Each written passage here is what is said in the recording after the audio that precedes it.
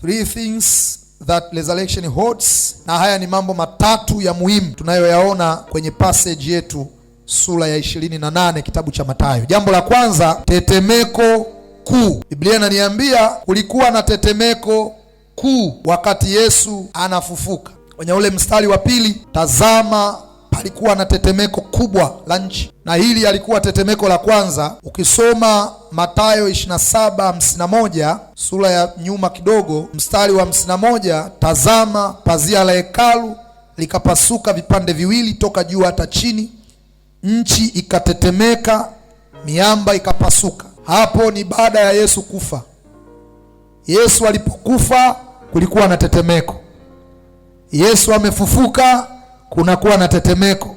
Hili ni tetemeko la pili. Na tetemeko hili lilimaanisha nini? Jambo la kwanza, tetemeko lilikuja ili kuleta hofu kuu kwa wale waliomtesa Yesu. Sasa siku ya ufufuo, tetemeko lilileta hofu na likabadilisha mchezo kutoka kwa wale watesi wa Yesu. Bwana Yesu asifiwe sana.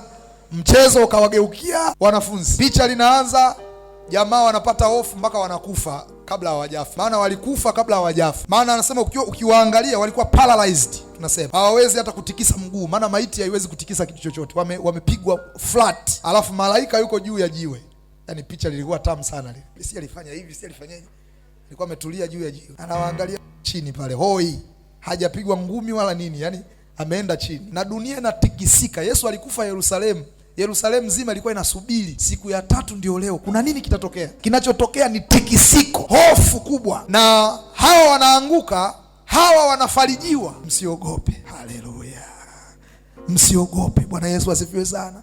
Wale waliomtesa Yesu wakakutesa na wewe, watapata hofu kuu siku ya ufufuo wa Bwana. Badilisha maombi yako, mwambie Baba, litokee tetemeko kuu kambi ya adui katika jina la Yesu aliye hai.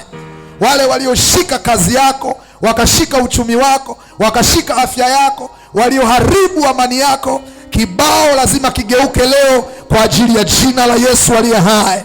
Na Bwana lazima amtukuze mwanae mpendwa kwa kuleta tetemeko kuu kwa wale watesi wetu.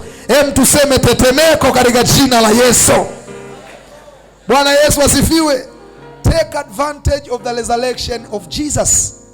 Tumia faida ya ufufuo wa Yesu kuliomba tetemeko. Tena mwambie Baba, nimeliona hapa sura ya mstari wa pili. Naona tazama palikuwa na tetemeko, alafu wakapigwa stroke wale watu. Unaruhusiwa kabisa. Hilo ni jambo la muhimu. Tetemeko ni alama ya uingilio wa nguvu za Mungu kupitia ufufuo. Inaleta hofu upande wa adui, lakini pia ni ushuhuda wa kimbingu. Tunasema ni divine confirmation. Mbingu zimeingilia kati kuwaambia wanadamu kwamba Mungu yupo kwenye jambo hili. Kwa hiyo ni uingilio wa kimungu, ni alama pia ya ushindi dhidi ya kifo. Lakini jambo lingine, kwa nini tetemeko lilitokea? Litokea kwa sababu ni mwanzo wa agano jipya. Tunasema ni mwanzo wa agano jipya. Wakati Mungu anafanya agano na wanadamu kwenye Kutoka sura ya 19 mstari wa 18, wakati sheria zimeletwa, kulikuwa na tetemeko kuu juu ya mlima Sinai, mlima ambao Musa alikuwa amepewa sheria. Na hapa Yesu anakufa, agano jipya, Yesu anafufuka, tetemeko kuu kwenye mji wa Yerusalemu, na lilikuwa linaashiria kwamba sasa Mungu amefanya agano tena na watu wake. Bwana asifiwe.